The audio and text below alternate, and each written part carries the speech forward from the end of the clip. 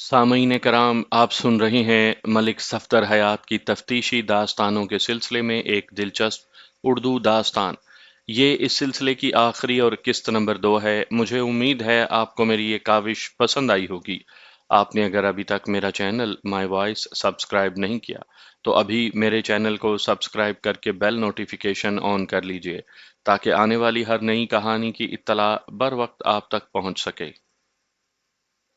بشارت، میں نے سرسراتے ہوئے لہجے میں کہا، یہ نہ سمجھنا کہ میں تمہاری باتوں پر آنکھیں بند کر کے یقین کر لوں گا۔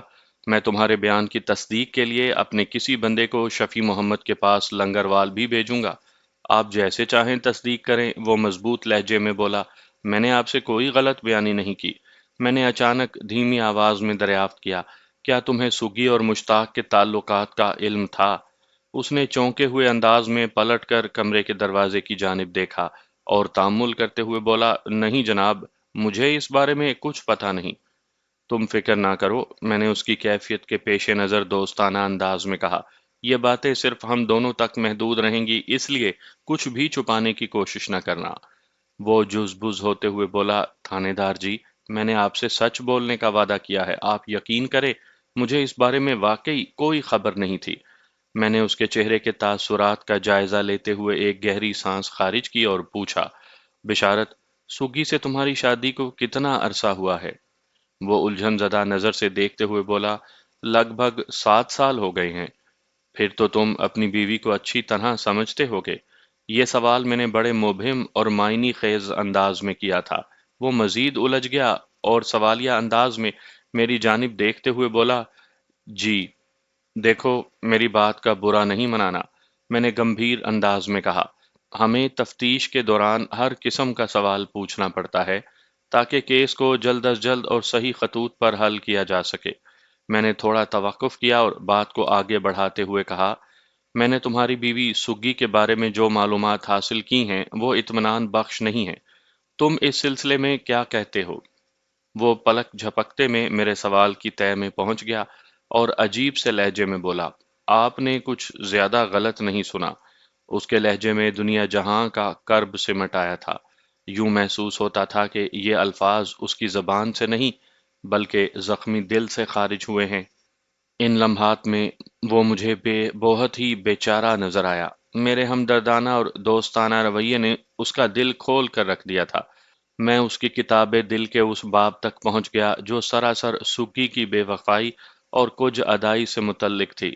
وہاں مجھے آبلے ہی آبلے دکھائی دیے۔ وہ تمام کا تمام باب ایک ایسے ناسور کی شکل اختیار کر چکا تھا جس میں سے لمحہ با لمحہ مجبوری اور بے بسی کا خون قطرہ قطرہ ٹپکتا رہتا ہے۔ میں نے ٹھہرے ہوئے لہجے میں کہا، تم تو اس کے شوہر تھے، تمہارا فرض بنتا تھا کہ اسے سمجھاتے۔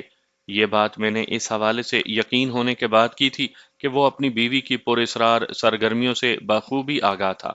اس طرح میں یہ جاننا چاہتا تھا کہ اس کے اختیارات کے راستے میں ایسی کون سی مجبوری تھی جو وہ ایک طویل عرصے سے خاموش بیٹھا سب کچھ سہ رہا تھا۔ یہ سچ ہے کہ ہر شخص کو رونے کے لیے ایک کندھا درکار ہوتا ہے۔ کسی کو اس کی ضرورت کے عین مطابق کب اور کہاں وہ کندھا میسر آ جائے، یہ الگ بات ہے۔ ان لمحات میں بشارت کا کندھا بن گیا تھا۔ اس کی حالت کو دیکھتے ہوئے مجھے یقین کرنا پڑا کہ آج تک اس کے اس مسئلے کے بارے میں کسی نے اس سے ایسی سنجیدگی اور اپنائیت سے بات نہیں کی تھی۔ میرا سہارا پا کر اس کے ضبط کا بندھن ٹوٹ گیا۔ اس نے چہرے کو دونوں ہاتھوں کے پیچھے چھپا لیا اور ٹوٹے ہوئے لہجے میں بولا، میں اسے اور کیا اور کیسے سمجھاتا؟ اس پر تو کبھی میرا بس نہیں چل سکا۔ تم تو اس کے مجازی خدا تھے۔ میں نے محسوس کر لیا کہ لوہا گرم ہے۔ اس وقت لگائی جانے والی چوٹیں بڑی کارآمد اور نتیجہ خیز ثابت ہوں گی۔ اس پر تمہیں پورا اختیار حاصل تھا، تم زبردستی سے کام لے سکتے تھے۔ دنیا یہی سمجھتی ہے کہ میں اس کا مجازی خدا، اس کا خامن تھا۔ وہ روحاں سا ہو گیا۔ تو تو کیا ایسا نہیں تھا؟ میں نے نرم انداز میں کرید جاری رکھی۔ وہ پھٹ پڑا، آج تک سگی نے مجھے اپنے قریب نہیں آنے دیا۔ کیا مطلب ہے تمہارا؟ میں چونک اٹھا۔ آپ سیانے ہیں، مطلب سمجھ سکتے ہیں، وہ نحیف آواز میں بولا۔ تمہارا دماغ تو خراب نہیں ہو گیا بشارت؟ میں نے سٹ پٹائے ہوئے لہجے میں کہا، تم 5 سالہ نوید کے باپ ہو؟ وہ بڑے جگر پاش لہجے میں گویا ہوا، مجھے یوں محسوس ہوا جیسے اس کی آواز موت کے کنویں میں سے آ رہی ہو۔ تھانے دار صاحب، قسمت میں اولاد لکھی ہو تو وہ تو مل ہی جاتی ہے، کبھی باپ کی کوشش سے اور کبھی ماں کے طفیل سے۔ میں سناٹے میں آ گیا۔ حقیقت بڑی تلخ ہوتی ہے، اسے اگلنا اتنا مشکل نہیں ہوتا جتنا کہ نگلنا۔ شاید اسی لیے اسے دودھ میں مکھی سے تمثیل کیا جاتا ہے۔ میں استجابیہ نظر سے اپنے سامنے بیٹھے بشارت کو دیکھ رہا تھا۔ اس نے بڑی خوش سلیقگی سے جگر خوں کیا تھا۔ بات ختم کرتے ہی وہ ہچکیوں سے رونے لگا۔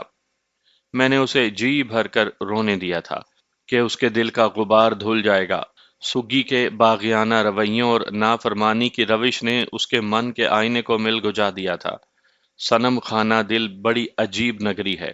اس کی ویرانی اور سناٹا ہولا دینے والا ہوتا ہے۔ نارسائی اور کجادائی کی منہ زور آندھیاں جب اس میں چکراتی ہیں تو در و دیوار جھنجھنا اٹھتے ہیں۔ پھر کربناک چیخوں کو روکنا اور مجروح جذبات کے سامنے ضبط کا بندھن باندھنا کار دشوار ہو جاتا ہے۔ آنسوؤں کا سیلاب ہر بندش کو تہو بالا کرتے ہوئے ایسے خوفناک انداز میں چنگھاڑتا ہے کہ انسانی ذات اس طوفان کے سامنے ایک تنکے کی حیثیت اختیار کر جاتی ہے۔ بشارت بھی ان لمحات میں ایک حقیر تنکے سے زیادہ ہلکا ہو چکا تھا۔ میں نے اسے اس کے حال پر چھوڑ دیا۔ وہ ہچکیوں اور سسکیوں سے روتا رہا، اور اس رونے کے درمیان ہی میں وہ مجھے اپنی داستان غم بھی سناتا رہا۔ وہ افسوس بھری شرمناک داستان جو سغرا عرف سگی نے اپنے جوتے کی نوک سے بشارت کے کرتا سے دل پر رقم کی تھی۔ بشارت اور سگی میں بظاہر کوئی ہم آہنگی دکھائی نہیں دیتی تھی، اور ان کی خلوت بھی اس ناہمواری کی تفسیر تھی۔ بشارت روز اول ہی سے اس کے روبے حسن میں آ گیا تھا۔ جب وہ گھور کر اسے دیکھتی تو اس کا پتا پانی ہو جاتا۔ وہ بھول جاتا کہ سگی اس کی بیوی اور وہ اس کا شوہر ہے۔ ان لمحات میں وہ خود کو بیوی کا بے دام غلام سمجھنے لگتا۔ وہ اس کی بات ماننے اور اس کے اشاروں پر ناچنے کے لیے مجبور ہو جاتا۔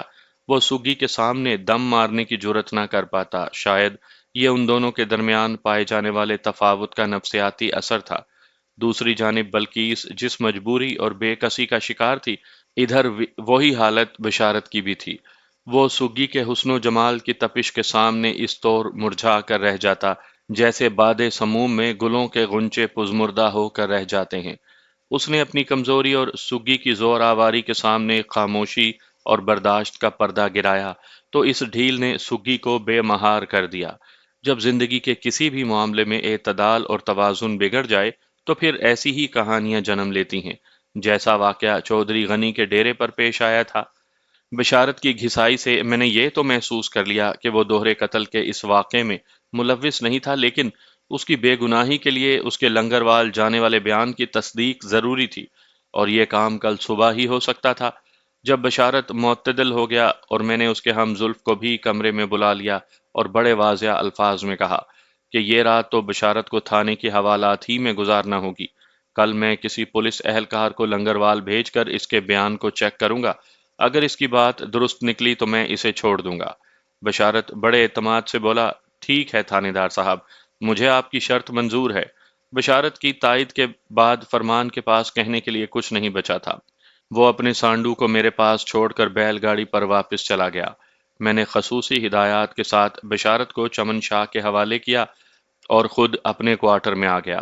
ان ہدایات میں سر فہرست یہ بات تھی کہ بشارت کو تھانے میں کوئی تکلیف نہیں پہنچنی چاہیے۔ میں جب سونے کے لیے بستر پر لیٹا تو میرا ذہن دوہرے قتل کی اس واردات کے بارے میں سوچ رہا تھا۔ میرا تجربہ تو یہی کہتا تھا کہ بشارت قاتل نہیں ہو سکتا، لیکن دو انسان قتل تو ہوئے تھے۔ اگر یہ کام بشارت نے نہیں کیا تو پھر سگی اور مشتاق کا قاتل کون تھا؟ اس خطرناک سوال کا جواب مجھے جلد از جلد سوچنا تھا۔ ذہن جب تجزیاتی مراحل سے گزر رہا ہو تو خود بخود جمع تفریق اور ضرب تقسیم ہوتی رہتی ہے۔ اس امر میں کسی بھی شک کی گنجائش نہیں تھی کہ مشتاق اور سگی کو ان کی بے خبری میں قتل کیا گیا تھا۔ وہ جس مصروفیت میں مشغول تھے، اس میں کمرے کی کھڑکی اور دروازہ بند ہونے کا قوی امکان تھا۔ اس کا مطلب تھا کہ قاتل پہلے سے اس کمرے میں موجود تھا۔ اگر وہ باہر سے آ کر ان پر فائرنگ کرتا تو وہ اس حالت میں موجود نہیں رہ سکتے تھے جس میں پائے گئے تھے۔ باہر سے آنے والے کو کھڑکی یا دروازے کو کھولنا پڑتا، اور ایسا ہوتے ہی مشتاق اور سگی کا چونک جانا لازمی تھا۔ فی الواقعہ چونکہ ایسا نہیں ہوا تھا، جس سے یہ نتیجہ سامنے آتا تھا کہ ان پر بے دریغ فائرنگ کرنے والا اسی کمرے میں کہیں چھپا ہوا تھا۔ بشارت کی ذات اس لیے بھی شک کے دائرے سے نکل جاتی تھی کہ سگی اسے کھانا کھلانے کے بعد ڈیرے کی طرف آئی تھی، لہٰذا بشارت کا پہلے اس کمرے کے اندر کہیں چھپا ہونا ممکنات میں سے نہیں تھا۔ میں انہی خیالات کی دنیا میں دوڑتا بھاگتا نیند کی آغوش میں پہنچ گیا۔ اگلے روز صبح ہی صبح ایک محکمہ جاتی ضروری کام سے ہنگامی حالات میں مجھے ڈسٹرکٹ ہیڈ کوارٹر جانا پڑ گیا۔ دوپہر کے بعد جب میں واپس آیا تو تھانے میں میرے لیے ایک اہم اطلاع موجود تھی۔ حوالدار چمن شاہ نے میرے کمرے میں آ کر پرجوش انداز میں بتایا، ملک صاحب، آلہ قتل برآمد ہو گیا ہے۔ کون سا آلہ قتل؟ میں نے بے ساختہ پوچھا۔ وہ بولا، جناب، میں اس ریوالور کی بات کر رہا ہوں جس سے سگی اور مشتاق کو قتل کیا گیا ہے۔ اوہ! میں اچھل پڑا۔ کہاں ہے وہ ریوالور اور کہاں سے ملا؟ میرے استفسار کے جواب میں حوالدار نے بتایا کہ مذکورہ ریوالور کو دریافت کرنے کا سہرا فرمان کے سر جاتا تھا۔ صبح میرے جانے کے بعد وہ تھانے آیا اور بتایا کہ اس نے آج صبح جانوروں کو چارہ ڈالنے کے لیے جب بیل گاڑی کا رخ کیا تو وہ ریوالور اس کی نظر میں آ گیا۔ رات گھر جانے کے بعد اس نے بیلوں کو کھول کر گاڑی کو صحن کی ایک دیوار کے ساتھ کھڑا کر دیا۔ گاڑی پر لدے ہوئے چارے کو ایک ڈھیر کی صورت میں گاڑی کے نزدیک ہی چھوڑ دیا تھا۔ آج صبح جب وہ دروازے کے قریب پہنچ کر جانوروں کے لیے وہاں سے چارہ اٹھانے لگا تو اس کے اندر سے وہ ریوالور نکل آیا تھا۔ بات ختم کرنے کے بعد حوالدار نے کپڑے میں لپٹے ہوئے ریوالور کو بھی میرے سامنے پیش کر دیا۔ میں نے بغور ریوالور کا جائزہ لینے کے بعد چمن شاہ سے پوچھا، کیا یہ ریوالور اسی طرح کپڑے میں لپٹا ہوا ملا ہے؟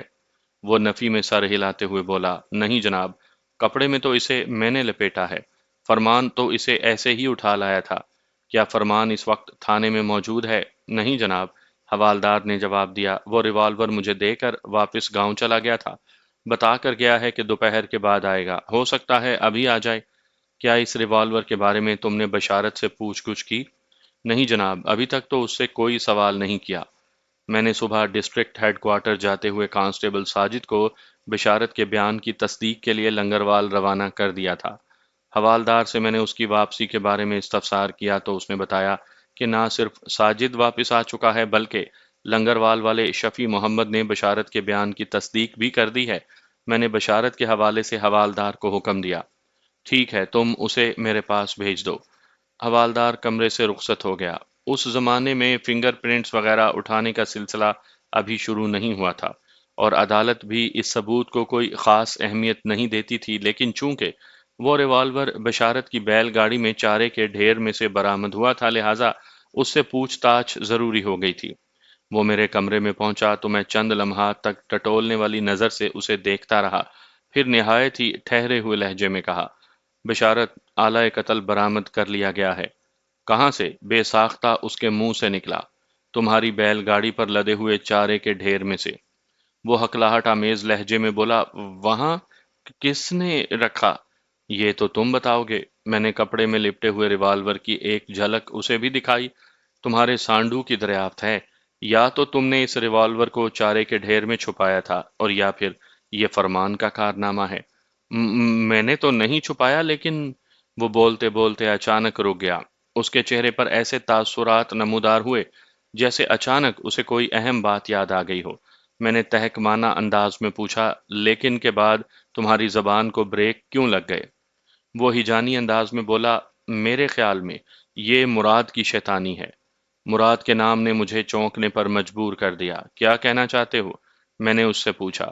پتہ نہیں میرے دماغ کو کیا ہو گیا ہے، وہ اپنی پیشانی پر ہاتھ مارتے ہوئے بولا، یہ بات مجھے کل رات کیوں یاد نہیں آئی؟ اب یاد آ گئی ہے تو فوراً بتا دو۔ میں نے اس کی مشکل آسان کرتے ہوئے کہا، کہیں ایسا نہ ہو کہ تمہارا دماغ اسے پھر کہیں رکھ کر بھول جائے۔ وہ اضطراری انداز میں بولا، جناب، اب میرا دماغ گڑبڑ نہیں کرے گا، مجھے اچھی طرح یاد آ گیا ہے۔ جب میں کٹی ہوئی گھاس کو اپنی بیل گاڑی پر رکھ رہا تھا تو مراد میرے پاس آیا تھا۔ اس نے مجھ سے ایک دو باتیں کی اور کہنے لگا، چاچا لاؤ، گھاس کو بیل گاڑی پر رکھنے میں تمہاری مدد کرتا ہوں۔ میں نے جب کوئی اعتراض نہیں کیا تو وہ میرا ہاتھ بٹانے لگا۔ مجھے 101% یقین ہے کہ اسی وقت مراد نے میری نظر بچا کر یہ ریوالور گھاس والے انبار میں کہیں چھپا دیا ہوگا۔ وہ ایک لمحے کو متوقف ہوا، پھر اضافہ کرتے ہوئے بولا، فرمان تو اس قسم کی حرکت ہرگز نہیں کر سکتا۔ بشارت کے انکشاف نے میرے رگوں پہ میں ایک سنسنی سی دوڑا دی۔ مراد کی طرف سے میرے ذہن میں ایک کانٹا سا چبھا ہوا تھا۔ یہ ایک اتفاق تھا کہ ابھی تک اس سے میری ملاقات نہیں ہو سکی تھی، حالانکہ میں اس کا تفصیلی انٹرویو کرنا چاہتا تھا۔ وہ مقتول مشتاق کے ساتھ ڈیرے پر رہتا تھا، لہٰذا اپنے ساتھی کے قتل پر وہ زیادہ بہتر انداز میں روشنی ڈال سکتا تھا۔ میں نے بشارت سے سوال کیا، مراد تمہارے پاس کتنے بجے آیا تھا؟ میرا خیال ہے اس وقت 3:30 بجے تھے، اس نے بتایا۔ بشارت مجھے بتا چکا تھا کہ وہ لگ بھگ 4 بجے اپنے کھیتوں سے لنگروال کی طرف روانہ ہو گیا تھا۔ میں نے اس سے پوچھا کہ جب بیل گاڑی پر گھاس لادنے میں مراد تمہاری مدد کر رہا تھا تو اس دوران تم دونوں کے درمیان کیا باتیں ہوئی تھیں؟ کوئی خاص نہیں جناب، میں نے اس سے پوچھا تھا کہ ڈیرے کی طرف سے میں نے گولیاں چلنے کی آوازیں سنی ہیں، ادھر خیر خیریت تو ہے نا؟ اس نے جواب میں بتایا کہ پتہ نہیں، وہ تو نہر پار والی زمینوں کی طرف سے آ رہا تھا۔ وہ میرے پاس زیادہ دیر نہیں رکا۔ گھاس کو بیل گاڑی پر رکھوانے کے بعد وہ وہاں سے چلا گیا تو تھوڑی دیر بعد میں بھی لنگروال کی طرف روانہ ہو گیا۔ یہ تم بالکل نئی بات بتا رہے ہو بشارت، میں نے اسے تیز نظر سے گھورا۔ کیا تم نے واقعی ڈیرے کی طرف سے فائرنگ کی آواز سنی تھی؟ وہ اسبات میں گردن ہلاتے ہوئے بولا، جی، میں بالکل سچ بتا رہا تھا۔ پہلے پریشانی میں یہ بات میرے ذہن سے نکل گئی تھی، اس لیے مراد کی آمد کی طرح یہ بات بھی میں آپ کو نہیں بتا سکا۔ تم نے فائرنگ کی وہ آواز مراد کے آنے سے کتنی دیر پہلے سنی تھی؟ میرے ذہن میں اس وقت ایک خلبلی سی مچی ہوئی تھی۔ اس نے بتایا کوئی 1 گھنٹہ پہلے جناب، لیکن یہ میرا اندازہ ہے، 10-15 منٹ اوپر نیچے ہو سکتے ہیں۔ ایک لمحے کے توقف سے اضافہ کرتے ہوئے اس نے مزید بتایا، بس یوں سمجھ لیں کہ گولیاں چلنے کی آواز مجھے سگی کے جانے اور مراد کے آنے کے درمیان سنائی دی تھی۔ بشارت کے پہلے بیان کے مطابق سگی اسے کھانا کھلانے کے بعد لگ بھگ 1:30 بجے دوپہر کھیتوں سے رخصت ہوئی تھی۔ مراد 3:30 بجے بشارت کے پاس پہنچا تھا۔ اس حساب سے یہی ظاہر ہوتا تھا کہ سگی 2 بجے ڈیرے پر پہنچی تھی اور 3 سے پہلے پہلے اسے مشتاق کے ساتھ موت کے گھاٹ اتار دیا گیا۔ یہ میرا ایک محتاط اندازہ تھا، ویسے پوسٹ مارٹم کی رپورٹ ہی مشتاق اور سگی کی اموات کے وقت کا تعین کر سکتی تھی۔ میں بشارت سے پوچھ گچھ کر ہی رہا تھا کہ فرمان بھی تھانے پہنچ گیا۔ میں نے فوراً اسے اپنے کمرے میں بلا لیا۔ حالات کی مناسبت کو پیش نظر رکھتے ہوئے میں نے اس سے بھی متعدد سوالات کیے اور یہی سمجھ میں آیا کہ دوہرے قتل کی اس واردات کے سلسلے میں ان دونوں کے ہاتھ صاف تھے۔ میں نے اسے تنبیہ کے ساتھ انہیں تھانے سے جانے کی اجازت دی کہ وہ میرے علم میں لائے بغیر گاؤں سے باہر ایک قدم بھی نہیں نکالیں گے۔ میں چاہتا تو قاتل کی گرفتاری تک بشارت کو اپنے تھانے کی حوالات میں بند رکھ سکتا تھا، لیکن اسے چھوڑنے کے لیے میرے پاس 2 وجوہات تھیں۔ نمبر 1 کہ وہ واردات کے ممکنہ وقت کے دوران اپنے کھیتوں میں تھا۔ نمبر 2 وہ جیسا تیسا بھی صحیح مگر ایک معصوم بچے کا باپ بھی تھا، وہ بچہ جو اچانک وقت کے سفاک تھپیڑوں کی زد میں آ گیا تھا۔ اس کی ماں ہمیشہ کے لیے اس سے چھن گئی تھی اور باپ کو میں نے پچھلے کئی گھنٹوں سے اس سے جدا کر رکھا تھا۔ نوید کا بھولا بھالا چہرہ میرے تصور میں پھرتا تو مجھے اپنے دل میں ایک بے نام سا درد ابھرتا محسوس ہوتا۔ وہ اپنے والدین کی کوتاہیوں سے واقف نہیں تھا۔ اس معصوم کو ملنے والی سزا میں کمی کرنا میرے اختیار میں تھا، لہٰذا میں نے اس کے باپ کو اس تک پہنچا دیا۔ بشارت اور فرمان کے جانے کے بعد میں نے حوالدار چمن شاہ کو اپنے کمرے میں بلا لیا۔ گزشتہ روز موزہ ٹبی سے رخصت ہوتے وقت چودھری غنی نے مجھ سے وعدہ کیا تھا کہ وہ اگلی صبح یعنی آج مراد کو میرے پاس بھیجے گا۔ چمن شاہ کمرے میں داخل ہوا تو میں نے اس سلسلے میں اس سے استفسار کیا، وہ مراد آیا تھا؟ چمن شاہ فوراً میرا اشارہ سمجھ گیا۔ وہ اس کیس کی لمحہ بہ لمحہ جزیات سے آگاہ تھا۔ جواب میں اس نے بتایا، نہیں ملک صاحب، چودھری غنی کا نوکر مراد ادھر پھٹکا بھی نہیں۔ اگر نہیں پھٹکا تو اب اس کے پٹخنے کا وقت آ گیا ہے، میں نے زہر خند کے ساتھ کہا۔ حوالدار ایک دم ریڈ الرٹ ہو گیا۔ آپ حکم کریں ملک صاحب۔ حکم تو میں بعد میں کروں گا، میں نے کہا، پہلے تم اس سورما کو یہاں تو لے کر آؤ۔ ابھی گیا اور ابھی آیا جناب، وہ بائیں ہاتھ کی 2 انگلیوں کو چٹکی بجانے کے سے انداز میں حرکت دیتے ہوئے بولا۔ میں نے تاکیدی لہجے میں کہا، تمہیں سیدھا چودھری غنی کے ڈیرے پر پہنچنا ہے، مراد اس وقت وہیں ہوگا۔ اپنے ساتھ 2 کانسٹیبلز کو بھی لے جاؤ اور مراد کو گرفتار کر کے فوراً میرے پاس لے آؤ۔ پھر میں نے مزید کہا، ایک بات کا خاص طور پر خیال رکھنا چمن شاہ، مراد چاہے جتنی بھی کوشش کر لے لیکن اسے چودھری سے نہیں ملنے دینا۔ تم سیدھا ڈیرے پر جاؤ اور مراد کو گرفتار کر کے سیدھا تھانے آ جاؤ۔ میں سمجھ گیا جناب، آپ کیا چاہتے ہیں، وہ سینہ ٹھوکتے ہوئے بولا۔ حوالدار چمن شاہ کے رخصت ہونے کے بعد میں تازہ ترین حالات پر غور کرنے لگا۔ موجودہ نقشے میں مراد کی ذات انتہائی مشکوک ہو چکی تھی۔ میں نے اس واردات کی تفتیش کے سلسلے میں جن افراد کے ناموں کو دائروں میں بند کیا تھا، ان میں سے یہی مراد بچا تھا۔ باقی سب سے میں نے حتی الامکان پوچھ گچھ کر لی تھی، اور بشارت کے انکشافات کے بعد تو مراد کو ٹرائل روم میں لے جانا بے حد ضروری ہو گیا تھا۔ شام سے تھوڑی دیر پہلے چمن شاہ مراد کو گرفتار کر کے تھانے لے آیا۔ وہ اپنی گرفتاری پر بے حد گھبرایا ہوا تھا، لیکن اس گھبراہٹ کے باوجود بھی وہ حوالدار کو بڑی بڑی دھمکیاں دے رہا تھا۔ میں نے چمن شاہ سے پوچھا، اس سرکاری سانڈ کو گرفتار کرنے میں کوئی دشواری تو پیش نہیں آئی؟ جناب، اس کی زبان درازی نے بڑی کھپ ڈال رکھی ہے، حوالدار نے اسے گھورتے ہوئے بتایا۔ اپنی باتوں سے ظاہر کر رہا ہے جیسے کوئی بہت بڑا آدمی ہے، ایس پی اور ڈی ایس پی تک سفارشوں کی بات کر رہا ہے۔ تم نے اس کی زبان بندی کے لیے کوئی وظیفہ نہیں پڑھا؟ میں نے حوالدار کو چھیڑا۔ وہ نفرت آمیز لہجے میں بولا، دو چار جھانپڑ تو رسید کر دیے ہیں جناب، باقی آپ موقع دیں گے تو اگلی پچھلی ساری کسر نکال لوں گا۔ چمن شاہ نے آخری جملہ بڑے معنی خیز انداز میں ادا کیا تھا۔ اس جملے کی معنی آفرینی مجھ سے پوشیدہ نہیں تھی۔ میں نے مراد کو نگاہ میں تولتے ہوئے حوالدار سے کہا، فکر نہ کرو چمن شاہ، اس بندے کے تیور بتاتے ہیں کہ یہ موقع تمہیں ضرور ملے گا۔ میں نے چمن شاہ کو تسلی دی، اپنی زبان درازی کے بدلے اب اسے عمر درازی کی دعائیں مانگنا ہوں گی۔ یہ جو اچھل اچھل کر بڑی بڑی باتیں کر رہا ہے نا، یہ اس کی ہڈی کا اثر ہے جو اس کا مالک گوشت بھمبوڑنے کے بعد اس کے آگے ڈالتا ہے۔ ایسا ہوتا ہے چمن شاہ، بادشاہ سلامت کا کتا رعایا کو اپنی نظر میں بہت حقیر تصور کرتا ہے۔ اس میں مراد کا بھی زیادہ قصور نہیں۔ میرے لیے کیا حکم ہے ملک صاحب؟ چمن شاہ نے اس بات میں سر ہلاتے ہوئے کہا، تم اسے تھوڑی دیر کے لیے میرے کمرے میں چھوڑ دو۔ میں نے کہا، میں اسے شرافت کی زبان سکھانے اور صداقت کا سبق پڑھانے کی کوشش کرتا ہوں۔ اگر اس نے دیانت کا استعمال کیا تو اچھی بات، اس کے لیے بھی اور ہمارے لیے بھی۔ بصورت دیگر یہ میرے پاس تمہاری امانت ہے۔ میں اپنی کوشش میں ناکام ہونے کے بعد اسے تمہیں لوٹا دوں گا۔ پھر تم اپنے ارمان اور اس کی جان نکالنے کے لیے اس کے ساتھ جو جی چاہے سلوک کرنا۔ میرے ان ڈھکے چھپے اور خطرناک جملوں نے مراد کے کان کھڑے کر دیے۔ حوالدار کمرے سے نکلا تو میں اس کی طرف متوجہ ہو گیا۔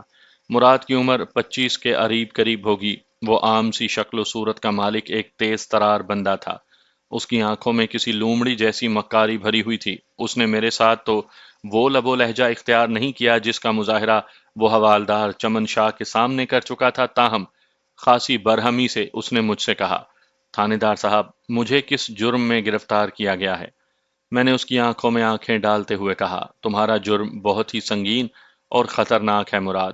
اگر اپنی زبان سے اقرار کر لو گے تو اپنے اور ہمارے لیے خاصی آسانیاں پیدا کر دو گے، ورنہ تم حوالدار سے ہونے والی میری گفتگو سن ہی چکے ہو۔ تم تصور بھی نہیں کر سکتے چمن شاہ کس صفاک جلاد کا نام ہے۔ میرے اٹل اور دو ٹوک الفاظ نے اسے دہلا دیا، تاہم وہ پھر بھی ہٹ دھرمی کے مظاہرے سے باز نہ آیا اور مجھے آنکھیں دکھاتے ہوئے بولا، جب میں نے کوئی جرم ہی نہیں کیا تو پھر اقرار کس بات کا کر لوں؟ میں نے اپنی میز کی دراز میں سے ایک کپڑے میں لپٹا ہوا وہ ریوالور نکال لیا جو بشارت کی بیل گاڑی والے چارے کے ڈھیر میں سے برآمد ہوا تھا۔ میں نے 32 بور کے اس ریوالور کی ایک جھلک مراد کو دکھائی اور اس کے چہرے پر نگاہ گاڑتے ہوئے سوال کیا، اس کو پہچانتے ہو؟ ریوالور کو دیکھ کر اس کی لومڑی جیسی آنکھوں میں ایک شاطرانہ چمک سی پیدا ہوئی۔ اس کے ساتھ ہی اس کے چہرے پر ایک رنگ سا آ کر گزر گیا۔ میری تجربہ کار نگاہ کو یہ سمجھنے میں بالکل دشواری پیش نہ آئی کہ وہ اس ریوالور کو بڑی اچھی طرح پہچان گیا تھا۔ ایک لمحے کو گڑبڑانے کے بعد وہ سنبھل کر بولا، یہ ایک ہتھیار ہے اور کیا؟ میں نے پوچھا ہے، کیا تم اسے پہچانتے ہو؟ میں نے زور دے کر پوچھا۔ وہ ڈھٹائی میں ایک قدم آگے بڑھایا۔ میں اسے کیوں پہچانوں؟ اس ہتھیار کا مجھ سے کیا تعلق؟ میں نے بدستور اس کی آنکھوں میں دیکھتے ہوئے ٹھہرے ہوئے لہجے میں کہا، اس ریوالور کا تمہارے ساتھ بہت گہرا تعلق ہے۔ شرافت سے ہر بات کا اقرار کر لو، ورنہ بہت بڑی مصیبت منہ کھولے تمہارے انتظار میں بیٹھی ہے۔ میں کس بات کا اقرار کر لوں؟ اس کی اکڑ پوری طرح ختم نہیں ہوئی تھی۔ میں نے سلگتے ہوئے لہجے میں کہا، اس بات کا اقرار کر لو کہ یہ ریوالور تم نے بشارت والی بیل گاڑی پر رکھے چارے کے اندر چھپایا تھا۔ یہ جھوٹ ہے، وہ تیز آواز میں بولا۔ میں نے کڑک کر کہا، یہ تھانہ ہے، تمہاری خالہ جان کا ویڑا نہیں۔ زیادہ چیخو چلاؤ گے تو زبان کو گدی سے نکال کر باہر پھینک دوں گا۔ میرے اچانک بدلتے ہوئے تیور دیکھ کر اس کے جارحانہ پن میں اچھی خاصی کمی واقع ہوئی۔ معتدل لہجے میں بولا، جناب، میں اس ریوالور کے بارے میں کچھ نہیں جانتا۔ میں بتاتا ہوں، میں نے تیکھے لہجے میں کہا۔ یہ وہ ریوالور ہے جس سے تمہارے ساتھی مشتاق اور بشارت کی بیوی سگی کو قتل کیا گیا ہے، اور یہ کام تمہارے سوا کسی اور کا نہیں ہو سکتا۔ اس کی گھبراہٹ میں اضافہ ہو گیا۔ میرے ٹھوس اندازے نے اس کے پاؤں تلے سے گویا زمین کھینچ لی تھی، تاہم وہ مزاحمت سے باز نہ آیا اور بگڑے ہوئے لہجے میں بولا، آپ کے پاس اس بات کا کیا ثبوت ہے کہ ان دونوں کو میں نے قتل کیا ہے؟ میں نے اس کی زبان کھلوانے کے لیے سچ میں تھوڑا جھوٹ شامل کرتے ہوئے کہا، سب سے بڑا ثبوت تو یہ ہے کہ اس ریوالور پر تمہاری انگلیوں کے نشانات ملے ہیں۔ میں نے ریوالور کا فنگر پرنٹ ٹیسٹ کروایا ہے۔ وہ میری چال میں آ گیا اور جلدی سے بولا، یہ نہیں ہو سکتا، میں نے تو… بولتے بولتے اچانک وہ رک گیا اور وحشت زدہ نظر سے مجھے تکنے لگا۔ میں سمجھ گیا کہ وہ کوئی ایسی بات کہنے جا رہا تھا جو اس کے لیے پھانسی کے پھندے سے کم ثابت نہ ہوتی۔ میں نے چڑھائی کے انداز کو آگے بڑھاتے ہوئے کہا، یہ اس لیے نہیں ہو سکتا نا کہ تم نے ریوالور کو چارے والے ڈھیر میں چھپاتے وقت اس پر سے اپنی انگلیوں کے نشانات صاف کر دیے تھے۔ آپ تو مجھے پاگل کر دیں گے، وہ زچ ہوتے ہوئے بولا۔ میں نے ترکی بہ ترکی کہا، پاگل تم ہو، میں تو تمہارا علاج کرنے کی کوشش کر رہا ہوں۔ بتاؤ تم نے کس پاگل پن میں ان دونوں کو قتل کیا؟ انہوں نے تمہارا کیا بگاڑا تھا؟ میں نے کسی کو قتل وتل نہیں کیا جناب۔ اس کی ہٹ دھرمی جانے کا نام نہیں لے رہی تھی۔ اس کا مطلب ہے کہ شرافت کی زبان تمہاری سمجھ میں نہیں آئی۔ میں نے پھونکارتے ہوئے کہا، تمہیں حوالدار کے حوالے کرنا ہی پڑے گا۔ چمن شاہ کی تحویل میں پتھر بھی ہاتھ باندھ کر کھڑے ہو جاتے ہیں اور فر فر سبق سنانے لگتے ہیں۔ جناب، آپ میری بات کو سمجھنے کی کوشش کریں۔ میں تمہیں اور تمہاری بات کو اچھی طرح سمجھ گیا ہوں مراد۔ آپ کو کوئی سنگین نوعیت کی غلط فہمی ہوئی ہے، وہ لفظ چبا چبا کر بولا۔ میں نے اسے ایک اور دبکا مارا۔ غلط فہمی کی اولاد، کیا یہ درست ہے کہ کل سپہر 3:30 بجے تم کھیتوں میں جا کر بشارت سے ملے تھے اور بیل گاڑی میں چارہ لدوانے میں تم نے اس کی مدد کی تھی؟ وہ بڑے دھڑلے سے مکر گیا۔ میں نے تو کل سارا دن بشارت کی شکل بھی نہیں دیکھی۔ تم جب اس کے پاس پہنچے تو اس نے تم سے پوچھا تھا کہ ادھر ڈیرے کی طرف سے فائرنگ کیسی ہوئی؟ میں نے اس کی لومڑی والی آنکھوں میں بہت دور تک جھانکتے ہوئے کہا، اور تم نے جواب میں بشارت کو بتایا تھا کہ تمہیں فائرنگ کا علم نہیں، تم تو نہر پار والی زمینوں کی جانب سے آ رہے ہو۔ یہ بالکل جھوٹ ہے، وہ رٹے رٹائے انداز میں بولا۔ کیا جھوٹ ہے؟ میں نے پوچھا، فائرنگ کا ہونا یا بشارت کا تم سے پوچھنا اور تمہارا اس کو بتانا؟ وہ بولا، میں بشارت کی بات کر رہا ہوں، میں نے نہ تو اس سے کسی قسم کی کوئی بات کی ہے اور نہ ہی ملا ہوں۔ تمہارا مطلب ہے کہ دوسری بات درست ہے؟ میں نے سوالیہ انداز میں اسے دیکھا۔ فائرنگ واقعی ہوئی تھی؟ جی ہاں، فائرنگ کی آواز سن کر ہی تو میں ڈیرے کی طرف بھاگا تھا۔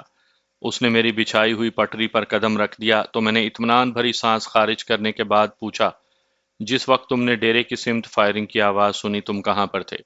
میں نہر کی پرلی طرف والی زمین میں کافی فاصلے پر موجود تھا، مراد نے جواب دیا۔ میں نے پوچھا، تم ڈیرے سے اتنی دور اس وقت کیا کر رہے تھے؟ بشارت کے بیان کردہ حقائق کی یکسر تردید کر کے وہ اپنے جرم پر مہر تصدیق تو ثبت کر ہی چکا تھا۔ اب زبانی اقرار کے لیے اسے گھیر گھار کر جال کی طرف لانا باقی تھا۔ میرے سوال کے جواب میں اس نے بتایا، کل دوپہر کو میں نے اور مشتاق نے ایک ساتھ کھانا کھایا تھا۔ ہم کوئی 1 بجے کھانے سے فارغ ہوئے تو مشتاق نے مجھ سے کہا کہ میں نہر کی دوسری طرف پائی جانے والی چودھری غنی کی زمینوں میں چلا جاؤں۔ ادھر کچھ کام تھا۔ میں لگ بھگ 2 بجے مذکورہ زمینوں میں پہنچا اور کام میں مصروف ہو گیا۔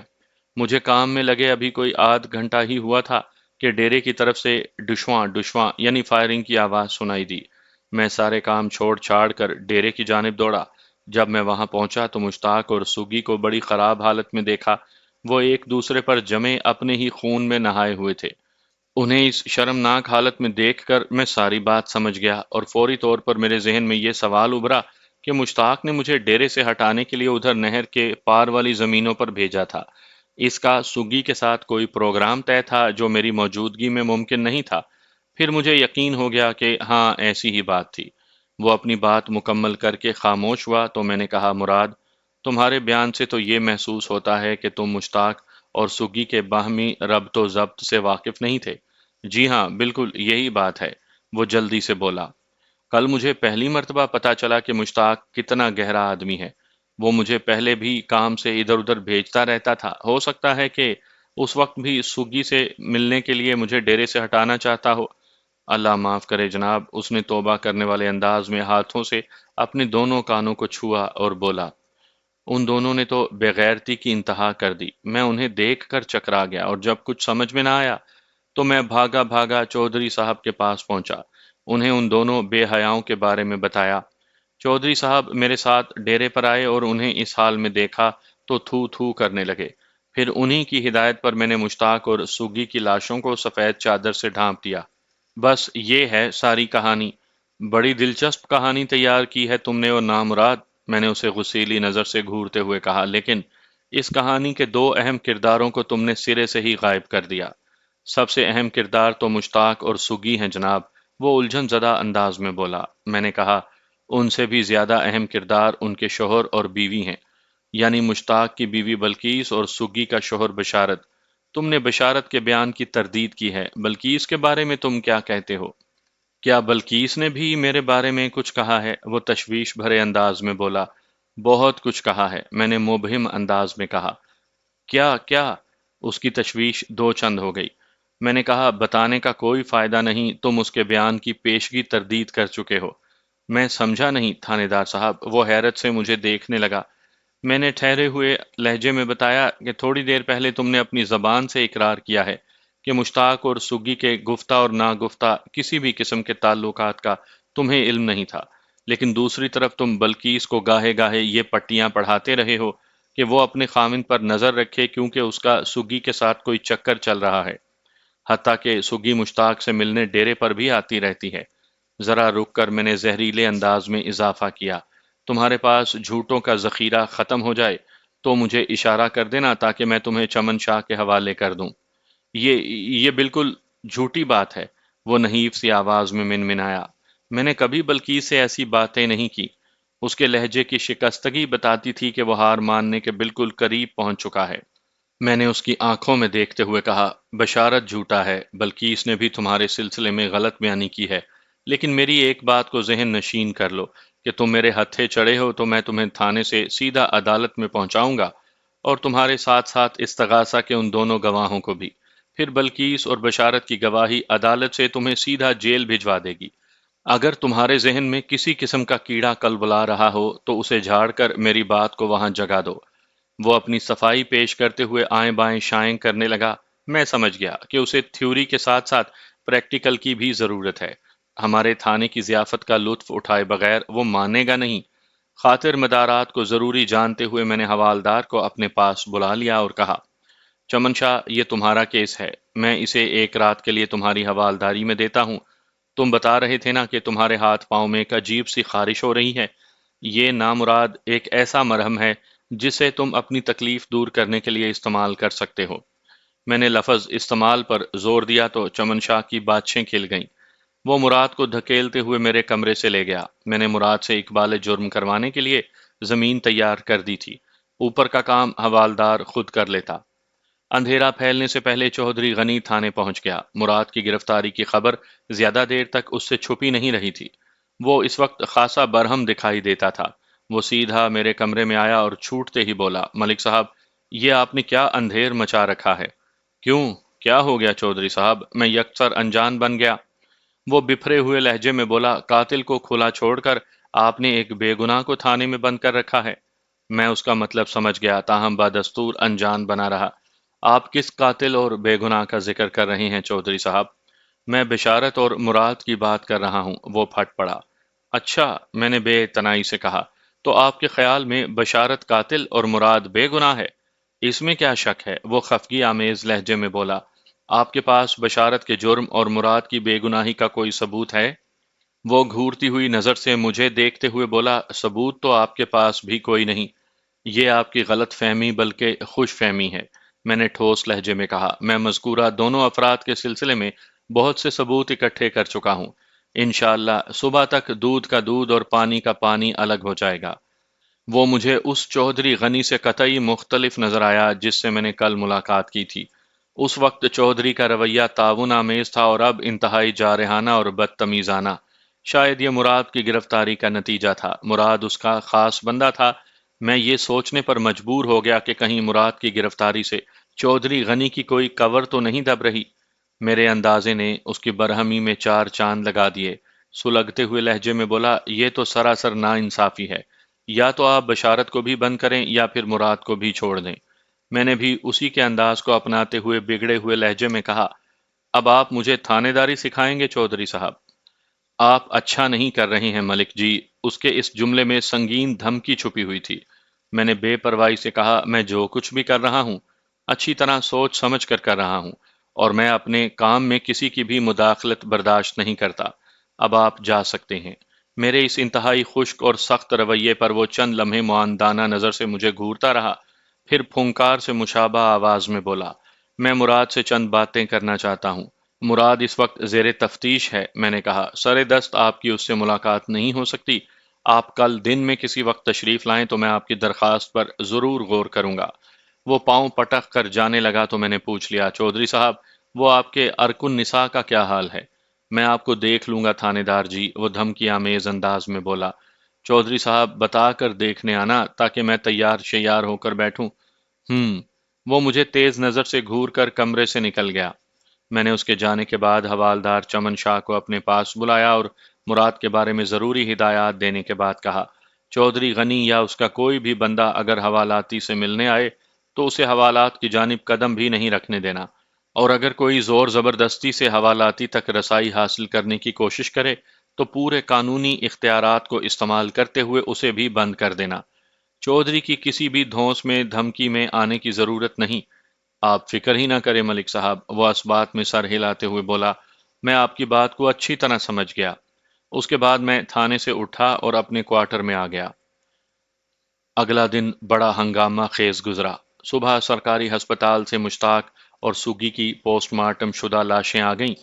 اس کے ساتھ ہی پوسٹ مارٹم کی ابتدائی رپورٹ بھی تھی۔ اس رپورٹ کے مطابق وقوعہ کے روز مقتولین کی اموات دوپہر 2 سے 3 بجے کے درمیان واقع ہوئی تھیں۔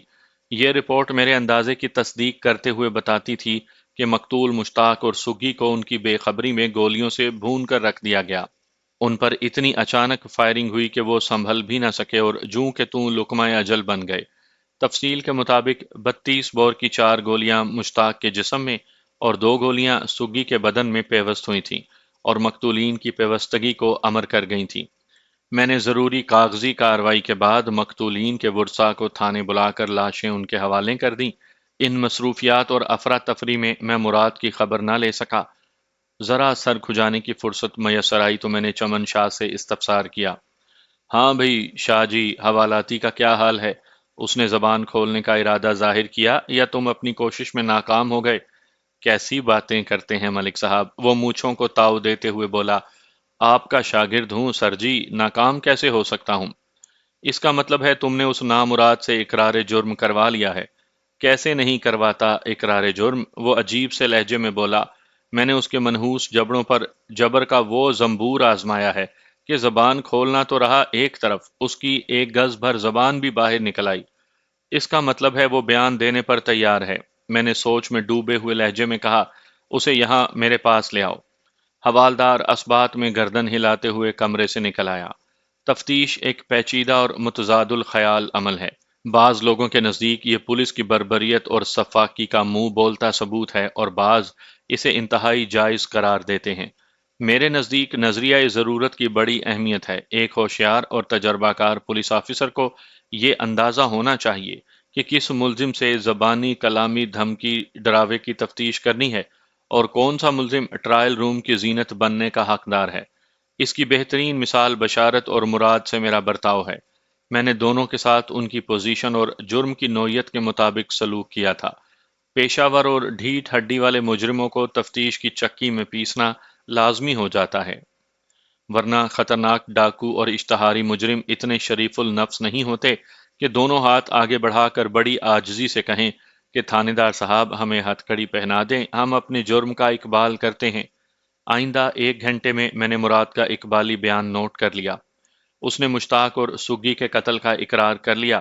میں سمجھ رہا تھا کہ وجہ قتل حسد اور رقابت ہوگی، لیکن مراد کے انکشاف نے مجھے چونکنے پر مجبور کر دیا۔ اس کے مطابق اس نے یہ جرم چودھری غنی کی ایما پر کیا تھا۔ واقعات کی تفصیل کے مطابق سگی اور چودھری غنی کے مابین کوئی چکر چلتا رہا تھا۔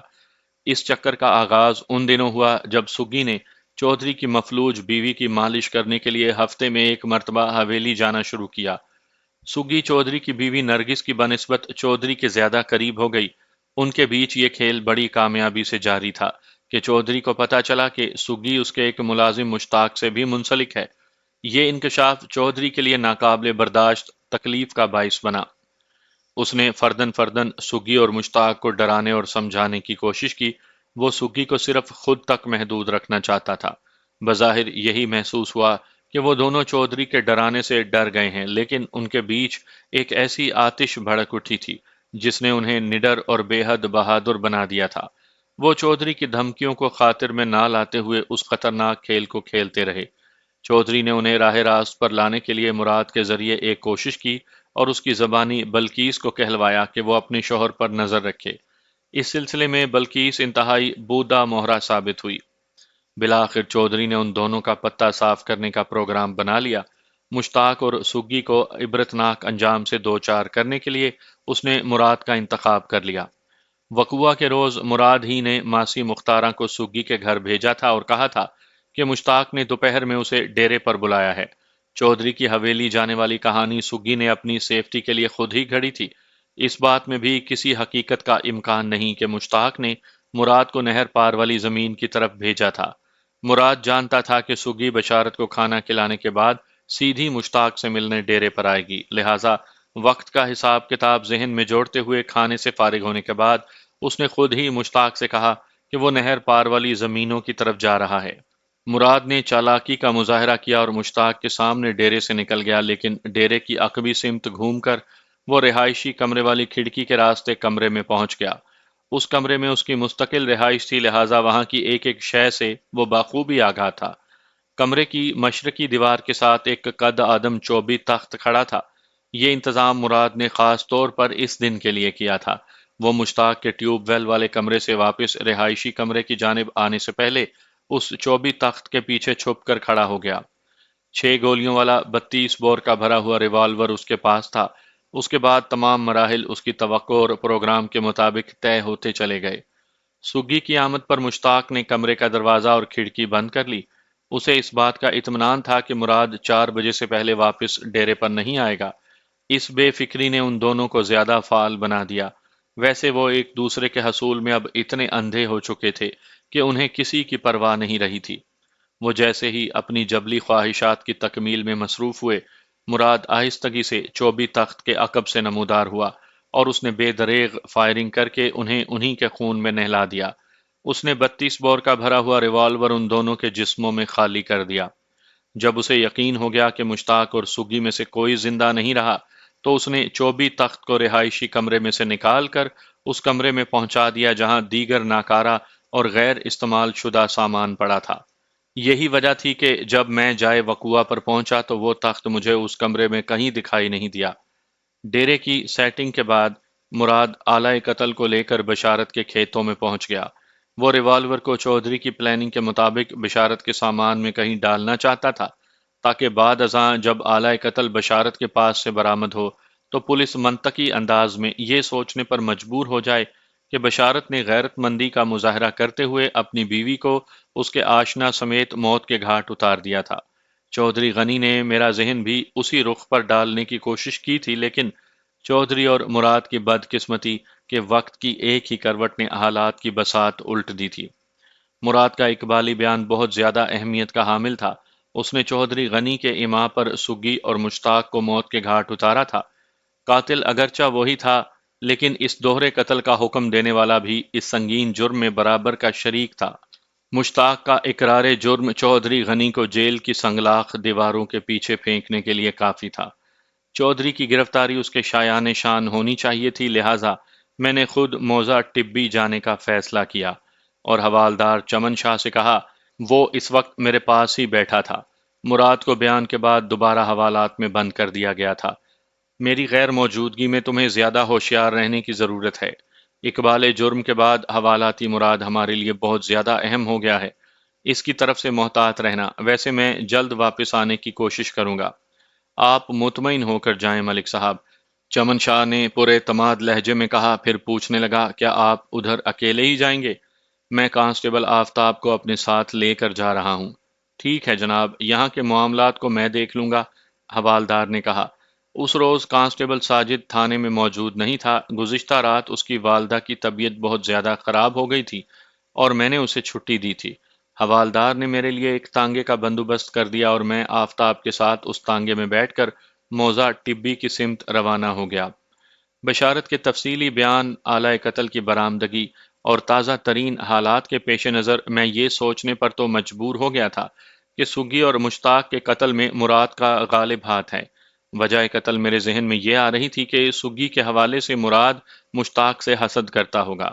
وہ دونوں چودھری غنی کے ملازم تھے اور سگی مراد کو نظر انداز کر کے مشتاق پر مٹی جا رہی تھی۔ ممکن ہے مراد نے اپنی نامرادی کا بدلہ لینے کے لیے انہیں نمونہ عبرت بنا دیا ہو، لیکن میری تحویل میں مراد نے جو سنسنی خیز بیان دیا وہ چودھری غنی کے گھناؤنے کردار کو بڑے واضح انداز میں اجاگر کرتا تھا۔ اس بد فطرت شخص کو کڑی سے کڑی سزا ملنی چاہیے تھی، اور میں اسی سلسلے میں موضع ٹبی جا رہا تھا۔ میرا تھانہ نجیبہ آباد میں واقع تھا اور اس قصبے سے ایک کچا راستہ ٹبی کی طرف جاتا تھا۔ ہم لگ بھگ 11 بجے دوپہر مذکورہ گاؤں پہنچ گئے۔ چودھری غنی کی حویلی گاؤں کے آخری سرے پر جنوبی سمت میں واقع تھی۔ مئی کے مہینے میں 11 بجے اچھی خاصی گرمی تھی، یوں محسوس ہوتا تھا کہ سورج سوا نیزے پر آ گیا ہو۔ ہمارا تانگا ابھی حویلی سے تھوڑے فاصلے پر ہی تھا کہ سامنے سے مجھے فرمان آتا دکھائی دیا۔ اس نے مجھے تانگے میں بیٹھا دیکھ لیا تھا۔ وہ گلی میں ہی رک گیا۔ جب تانگا اس کے قریب پہنچا تو میں نے کوچ بان سے تانگا روکنے کو کہا۔ تانگا رکتے ہی فرمان جلدی سے میرے قریب آ گیا اور سلام کرنے کے بعد پوچھا، تھانے دار صاحب، ہم نے سنا ہے کہ آپ نے سگی کے قاتل کو گرفتار کر لیا ہے۔ مراد کی گرفتاری کی خبر پورے گاؤں میں پھیل چکی تھی۔ میں نے فرمان کے سوال کے جواب میں کہا، تم نے بالکل ٹھیک سنا ہے۔ کیا اس نے اپنے جرم کا اعتراف کر لیا ہے؟ میں نے گول مول جواب دیا، ابھی تفتیش جاری ہے۔ پتہ نہیں اس بدبخت کو سگی سے کیا دشمنی تھی؟ وہ خفگی آمیز انداز میں بولا، آج تک کسی قسم کی کوئی بدمزگی تو سننے میں نہیں آئی۔ میں نے کہا، یہ بھی تو ہو سکتا ہے کہ سگی سے نہیں بلکہ مشتاق سے اسے کوئی پرخاش ہو۔ بعض اوقات ایسا بھی ہو جاتا ہے کہ اصل نشانے کی راہ میں کوئی اور آ جاتا ہے، اور گندم کے ساتھ گھن بھی پسنے کے مستاق نشانے کی راہ میں آنے والا بھی بری طرح سے مارا جاتا ہے۔ اس کیس کی صورتحال پوری طرح مجھ پر واضح ہو چکی تھی، لیکن میں دانستہ فرمان کو قبل از وقت اس تفصیل سے آگاہ نہیں کرنا چاہتا تھا۔ وہ سوچنے والے انداز میں بولا، ہاں ایسا ہو سکتا ہے۔ تم کہاں جا رہے ہو؟ میں نے استفسار کیا۔ بس جی، سگی کے کفن دفن کے بندوبست میں لگے ہوئے ہیں۔ وہ بوجھل آواز میں بولا، ظہر کی نماز کے بعد اس کی میت اٹھے گی۔ آج اس گاؤں میں 2 جنازے اٹھنے والے تھے اور یہ دونوں افراد ایک جیسے باہمی اعمال کے باعث ایک جیسی موت کا شکار ہو کر اس دنیا سے اٹھے تھے، اور ظاہر ہے ان دونوں کو اسی گاؤں کے ایک ہی قبرستان میں دفن ہونا تھا۔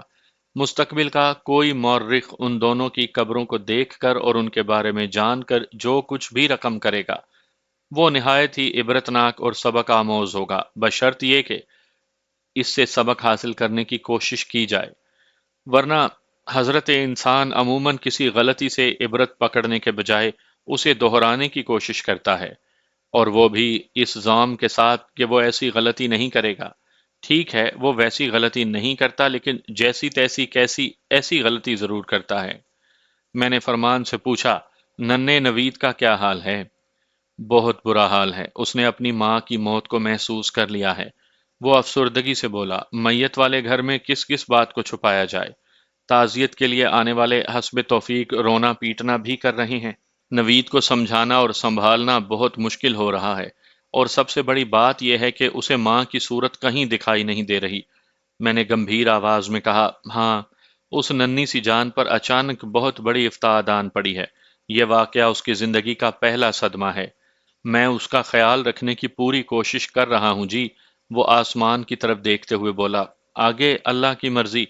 میں نے نوید کے باپ اور منہ زور مقتولہ کے شوہر کے بارے میں فرمان سے استفسار کیا تو اس نے افسوسناک انداز میں جواب دیا، پتہ نہیں کیا ہوا ہے جناب، بشارت کو ایک چپ سی لگ گئی ہے۔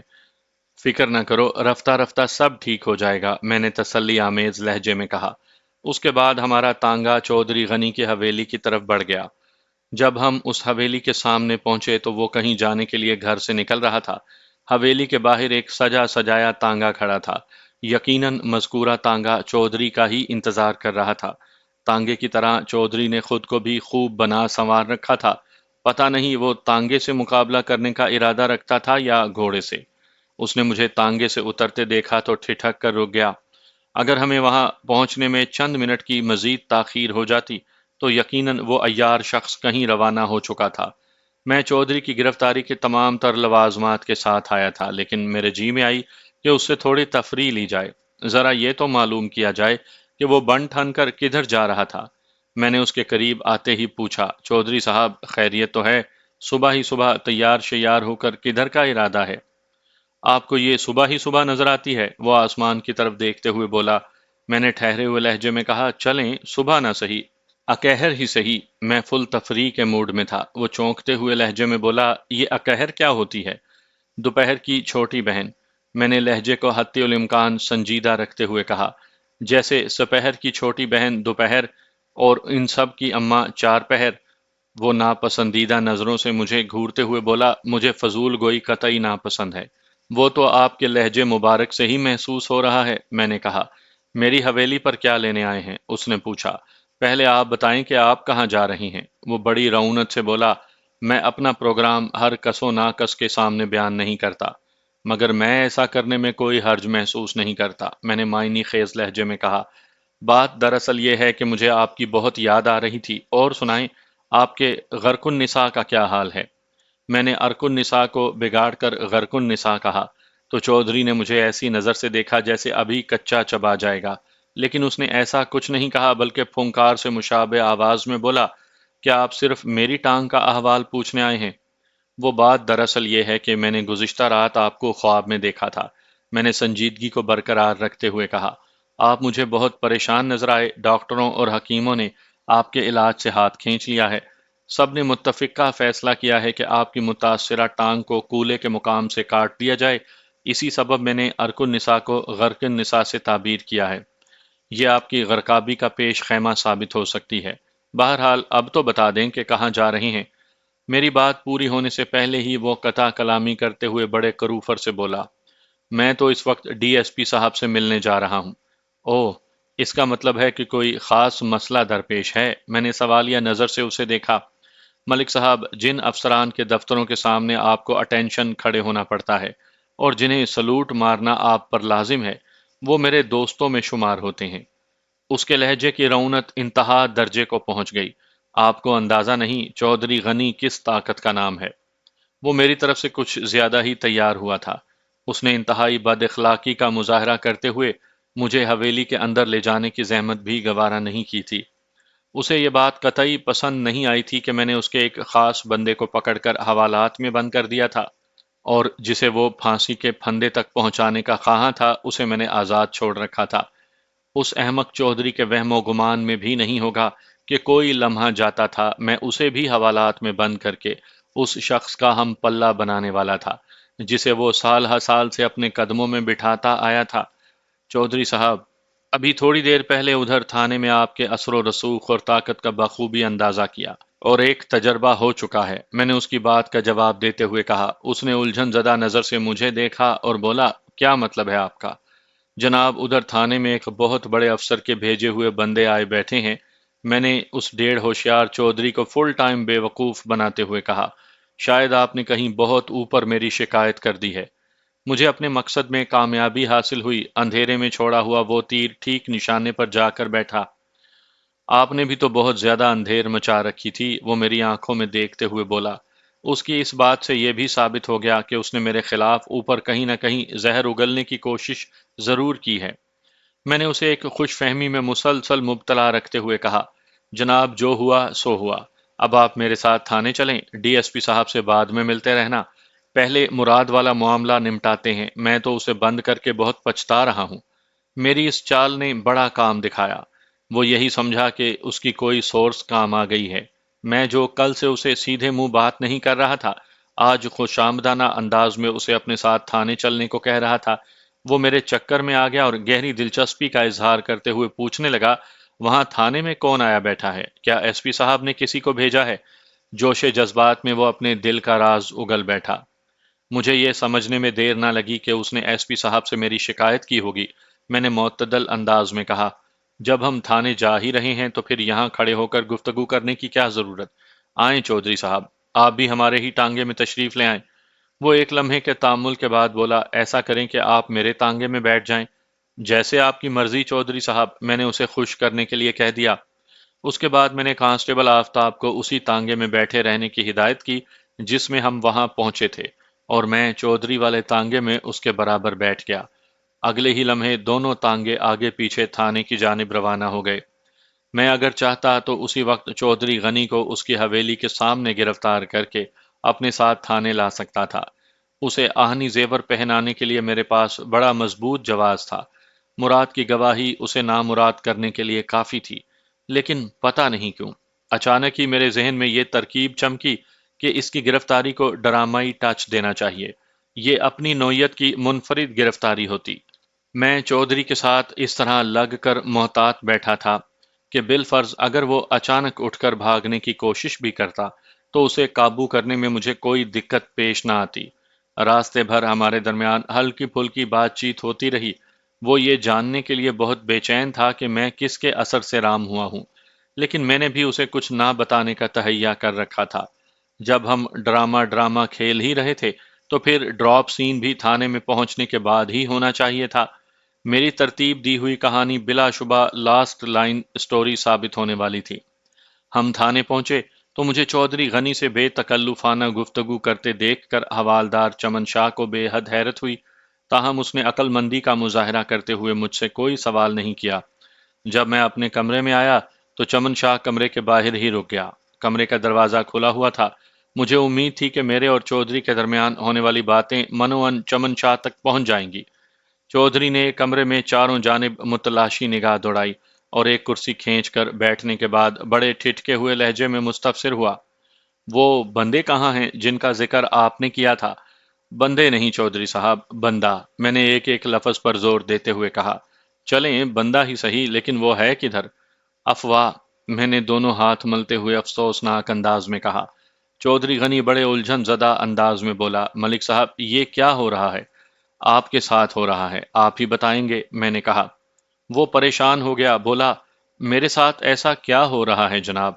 میں محسوس کر رہا ہوں ارکن نساء نے آپ کی بصارت کو بھی اچھا خاصا متاثر کیا ہے، میں نے نہایت ہی سنجیدگی سے کہا۔ وہ بھڑک اٹھا، یہ کیا بکواس ہے؟ ارکن نساء یہاں بھی پہنچ گیا؟ یہ بکواس نہیں، ایک جیتی جاگتی حقیقت ہے چودھری صاحب، میں نے اس کی آنکھوں میں دیکھتے ہوئے کہا۔ یہ ارکن نساء تو آپ کو اب کسی ٹھکانے لگا کر ہی چھوڑے گا۔ ایک لمحے کے توقف کے بعد میں نے اضافہ کیا، آپ بھی کمال کرتے ہیں، میں آپ کے سامنے یونیفارم پہنے بیٹھا ہوں اور آپ کہتے ہیں کہ میں کہیں دکھائی نہیں دے رہا۔ میں اس بندے کی بات کر رہا ہوں، وہ میری بات کاٹتے ہوئے بولا۔ وہ بندہ میں ہی ہوں، میں نے بڑی رسانیت سے کہا۔ یہ کیسے ہو سکتا ہے؟ وہ اچھل کر کھڑا ہو گیا۔ جیسے یہ ہو گیا ہے ویسے ہی، میں نے ٹھہرے ہوئے لہجے میں کہا، چودھری صاحب، ایمانداری اور فرض شناسی میں بڑی طاقت ہوتی ہے۔ یہ صفات اگر 1 فٹ کانسٹیبل میں بھی ہوں تو وہ آئی جی ڈی آئی جی سے زیادہ بھاری ہو جاتا ہے۔ میں تو پھر 3 پھول والا انسپکٹر ہوں۔ آپ مجھے دھوکہ دے کر اپنے ساتھ لائے ہیں، کیوں؟ اس لیے کہ مجھے آپ کی اشد ضرورت ہے، میں نے ایک ایک لفظ پر دباؤ ڈالتے ہوئے کہا۔ میں سگی اور مشتاق کے قتل کے کیس کی تفتیش مکمل کر چکا ہوں۔ تو اس نے بے اختیار بآواز بلند کہا، تو یہ کہ ان دونوں افراد کو مراد نے قتل کیا ہے، میں نے ٹھہرے ہوئے لہجے میں کہا، اور مراد نے یہ کام آپ کے ایما پر کیا ہے۔ پھر میں نے اسے پوری تفصیل سنا دی۔ یہ کیا بےہودگی ہے؟ وہ یکدم اٹھ کر کھڑا ہو گیا۔ میں کیا سن رہا ہوں؟ میں بھی اپنی کرسی سے اٹھا اور کہا، یہ بےہودگی نہیں بلکہ ایک حقیقت ہے۔ آپ نے جو کچھ سنا ہے وہ مراد کے اقبال جرم کی صدا ہے۔ آپ کے اس ہڈی خور وفادار ملازم نے آپ کو اس مشن کا سرغنہ قرار دیا ہے۔ اس نے آپ کی پشت پناہی میں آپ ہی کے حکم پر سگی اور مشتاق کو بڑی صفاقی اور بے رحمی سے شوٹ کیا۔ اس کے چہرے پر کالی گھٹا نے خیمہ گاڑ دیا۔ بفرے ہوئے انداز میں بولا، کیا کیا مراد نے میرے خلاف یہ سب جھوٹی باتیں کی ہیں؟ اس کی یہ مجال؟ بات ختم کرتے کرتے اس کی آواز چیخ میں ڈھل گئی۔ میں نے کہا، چودھری صاحب، آپ اس وقت خود کو حراست میں سمجھو۔ مراد کے ساتھ ساتھ اب آپ بھی جیل کی تازہ اور صحت بخش ہوا کھاؤ گے۔ میرے پے در پے سنسنی خیز انکشافات نے اسے آگ بگولا کر دیا۔ وہ طیش کے عالم میں پاؤں پٹکتے ہوئے بولا، اس نامراد کی تو میں ابھی زبان کاٹتا ہوں۔ پھر وہ تیزی سے مڑا اور کھلے ہوئے دروازے کی جانب قدم بڑھا دیے۔ اس وقت وہ غیظ و غضب کی انتہا پر کھڑا تھا۔ میں نے اپنی کرسی اور میز کے درمیان سے نکلتے ہوئے حوالدار کو آواز دی، چمن شاہ ذرا دیکھنا۔ چمن شاہ میری ہدایت سے پہلے ہی مستعد ہو چکا تھا، لیکن ان لمحات میں چودھری غنی کسی بپھرے ہوئے زخمی سانڈ کی خصوصیات کا حامل ہو چکا تھا۔ حوالدار جیسے ہی دروازے میں نمودار ہوا، چودھری نے اسے ایک دھواں دھار دھکا رسید کیا۔ چمن شاہ چودھری کی جانب سے ایسے شدید رد عمل کی توقع نہیں کر رہا تھا۔ چودھری تو اس وقت اپنے ہوش و حواس گنوا بیٹھا تھا۔ اس کے ملازمین نے باری باری اس کی گت بنائی تھی۔ پہلے مشتاق نے اس کے سفلی جذبات کو کیروسین آئل میں نہلا کر ماچس دکھائی، اور اب اس کا جوڑی دار مراد رہی سہی کسر پوری کر رہا تھا۔ چودھری کے لیے اپنی ادنا ملازمین کا یہ اعلیٰ سلوک کسی بھی طور قابل قبول نہیں تھا۔ اس شاندار سلوک نے اس کا دماغ خراب کر دیا تھا، اور وہ بہت ہی خطرناک ہو رہا تھا۔ چمن شاہ چودھری کا دھکا کھا کر ڈگمگا گیا، اور جتنی دیر اسے سنبھلنے میں لگتی، چودھری اس دوران کمرے سے نکل کر میری نگاہ سے اوجھل ہو گیا۔ اگلے ہی لمحے چمن شاہ نے سنبھل کر اس کے تعاقب میں دوڑ لگا دی۔ میں کمرے میں کیوں کر رک سکتا تھا؟ میں نے جیسے ہی دروازے سے باہر قدم رکھا، تھانے کی عمارت فائرنگ کی آواز سے گونج اٹھی۔ یہ آواز حوالات والے حصے کی طرف سے آئی تھی۔ یکے بعد دیگرے دو گولیاں چلی تھیں۔ میں تیزی سے اس راہداری کی سمت لپک گیا جو سیدھی حوالات کی جانب جاتی تھی۔ حتی الامکان تیزی سے بھاگتے ہوئے جب میں حوالات کے سامنے پہنچا تو وہاں ایک کشتم کشتی کا عالم دیکھنے میں آیا۔ چمن شاہ نے جن جپھا ڈال کر چودھری غنی کو قابو کر رکھا تھا، اور آفتاب اس کے ہاتھ سے پستول چھیننے کی کوشش کر رہا تھا۔ دیگر دو اہلکار بھی ان کی مدد میں مصروف تھے۔ اس بات میں کسی شک و شبے کی گنجائش تلاش کرنا ممکنات میں نہیں تھا کہ وہ دو فائر چودھری نے اسی پستول سے کیے تھے۔ بے اختیار میری نگاہ آہنی سلاخوں کے پار حوالات کے اندر پہنچی۔ حوالات کے ننگے فرش پر مراد اوندھا پڑا تھا، اور اس کے جسم کے سامنے والے حصے سے بھل بھل خارج ہونے والا خون بڑی تیزی سے پھیلتا جا رہا تھا۔ چودھری نے فرتے غیظ کے ہاتھوں بے اختیار ہو کر مراد کا سینہ چھلنی کر ڈالا تھا۔ چودھری غنی نے کن حالات میں کیا حرکت کی، اس بحث میں پڑے بغیر بہرحال اس نے میرا کام نہایت ہی آسان کر دیا۔ اسے پھانسی کے پھندے تک پہنچانے یا سال ہا سال تک جیل کی بے رحم دیواروں کے پیچھے سڑانے کے لیے مجھے پہلے بھی خصوصی بیل حل میں جوتنے کی ضرورت نہیں تھی۔ مراد کا انگوٹھا ٹیک حلفیہ بیان چودھری کو فٹ کرنے کے لیے کافی تھا، اور اب تو چودھری نے اس سے بھی کہیں آگے کی ایک حرکت کر ڈالی تھی۔ مراد حوالات کے برہنہ فرش پر خس کم جہاں پاک کی تفسیر بیان کر رہا تھا، اور اس کا ولی زحمت پشت پناہ چودھری غنی بھی اپنی ننگی ذہنیت کے طفیل بہت جلد میرے ہاتھوں نشان عبرت بننے والا تھا۔ سگی دل فریب حسن کی مالک ایک نادان عورت ثابت ہوئی۔ وہ اپنی خواہشات کے حصول کی خاطر حد سے زیادہ بے پرواہ اور بے راہ روی کا شکار ہو گئی۔ اس کے حسن کے فریب نے کئی ہستے بستے گھروں کی خوشیاں چھین لی۔ اندھے جذبات کی آگ نے خود اس کے گھر کو بھی چاٹ لیا۔ وہ گھر اب خاکستر تھا، اور اس کی آتش بار راکھ میں ایک ننھا سا گلاب بھی کھلا ہوا تھا۔ اس واقعے کی تپش نے اسے کملا دیا تھا۔ وثوق سے کچھ نہیں کہا جا سکتا تھا کہ سنِ شعور کو پہنچنے کے بعد وہ اپنی ماں کے بارے میں کیا سوچے گا۔